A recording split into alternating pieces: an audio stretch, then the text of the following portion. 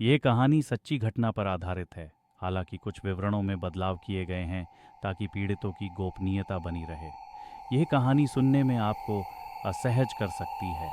ये सब शुरू हुआ 1987 में एक छोटे से गांव में जो घने जंगल से घिरा हुआ था। गांव के किनारे पर एक पुराना जर्जर मकान था जहां एक बूढ़ी औरत अकेली रहती थी जिसे लोग दादी माँ के नाम से जानते थे। दादी माँ बेहद गुस्सैल और अजीबोगरीब थीं। लोग उनसे दूर ही रहते थे। उनके घर से हमेशा अजीब सी आवाज़ें आती थीं।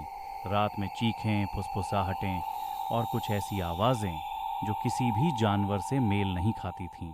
एक रात गांव के कुछ बच्चे, जिन्हें डर से ज़्यादा उत्सुकता थी, दादी माँ के घर के पास गए। उन्होंने घर के दरवाजे पर एक छोटी सी खिड़की देखी जिससे अंदर झांक सकते थे।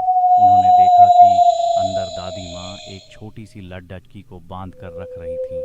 लड्डकी की आंखें डर से फटी हुई थीं और वह लगातार रो रही थी। बच्चों ने एक दूसरे को आश्चर्य से देखा। उन्होंने डर के मारे भागकर घर पहुंचे और अपने माता पिता को सब बताया। लेकिन जब बड्ढे लोग दादी माँ के घर गए तो वहाँ सब कुछ सामान्य था। कोई लड्डकी नहीं थी और दादी माँ भी बिल्कुल सामान्य लग रही थीं। गांव वालों ने सोचा कि बच्चों ने शायद सपना देखा होगा। लेकिन अगली रात बच्चों ने फिर से वहीं चीखें और आवाज़ें सुनी।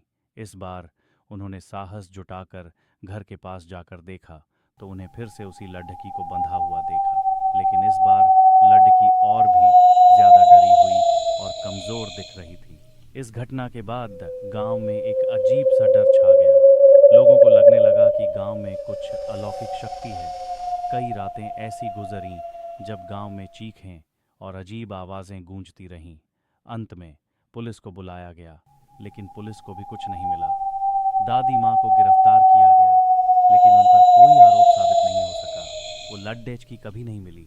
आज भी उस पुराने जर्जर मकान से रात में अजीब आवाज़ें आती हैं जो गांव वालों के दिलों में डर भर देती हैं।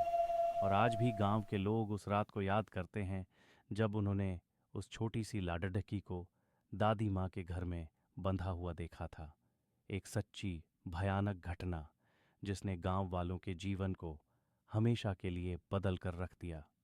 दोस्तों, ये स्टोरी आपको कैसी लगी कृपया कमेंट में बताएं और मेरे चैनल को लाइक और सब्सक्राइब ज़रूर करें।